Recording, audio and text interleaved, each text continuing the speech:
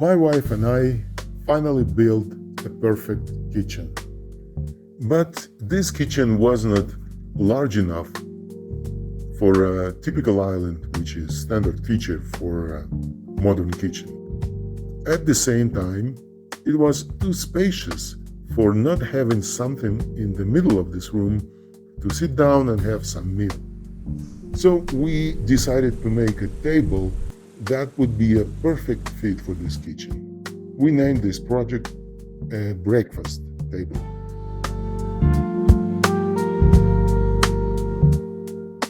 I made quite a few pencil sketches and did a lot of measurement before I came to final design. The one that is seen on the screen is the final one. Then I got myself in front of my computer and build a 3D model. Sure, it takes some time, but accurate drawings will always save tons of time in the future. Well-thought drawings always help to avoid mistakes at any stage of the project, from processing wood to final assembly.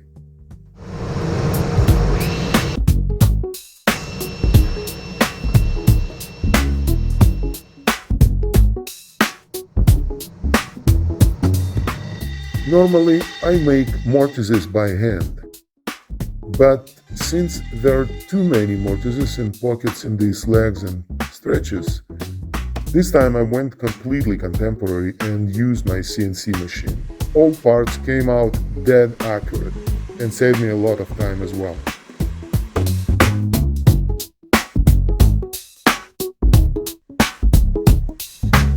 I prefer to make holes before I cut the slots for the wedges. These holes provide significant stress relief in this type of joint and also prevent possible splitting of the part.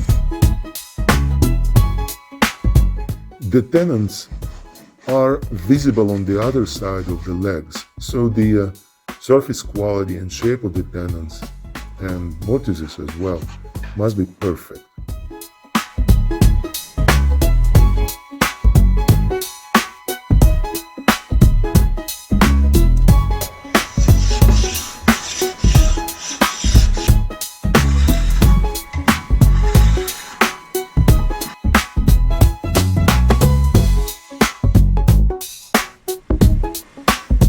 I use my Laguna bandsaw to make wedges. Making wedges is fun when simple jig is used. The whole table is made of ash, but the wedges I made of poplar. Poplar is slightly softer than ash, but hard enough to make wedges. Layout is king. Perfect marking is a must.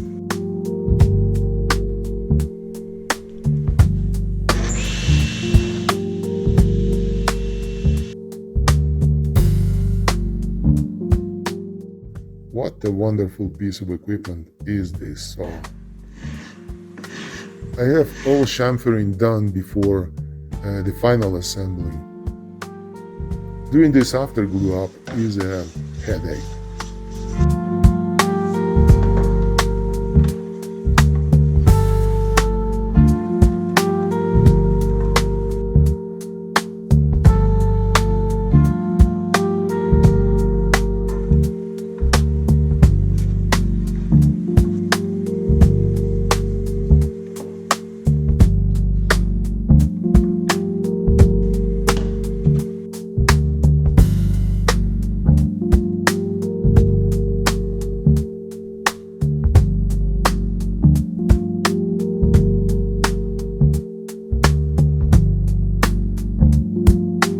Regardless how accurate you are, it always is a good idea to check the diagonals.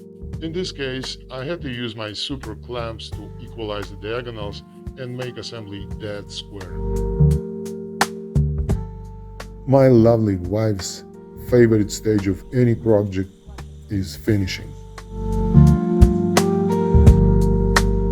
She used 2 layers of water-based clear lacquer with 200 grit sandpaper in between.